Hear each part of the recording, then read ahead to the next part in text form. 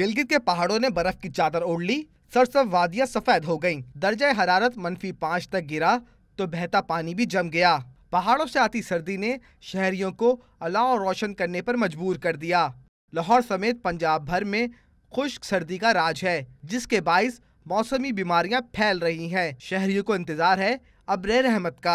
बारिशों का वेट कर रहे थे कि बारिश हो, मौसम ठंडा हो, एकदम से हम अपने स्वेटर्स और कार्डिगन्स वगैरह निकालें, वो सब वैसी वैसी सूट में पैक हुई हुई हैं। बारिश की ख्वाहिश तो अपनी जगह, लेकिन महकमा मौसमियात को अभी बारिश का इम्कान नजर नहीं आता। ज़्यादा जो शदीद या फॉल ज़्यादा होनी चाहिए या शदीद सर्दी होनी चाहिए, वो फ़िलहाल तो कोई ऐसा बारिश वाला सिस्टम नहीं है।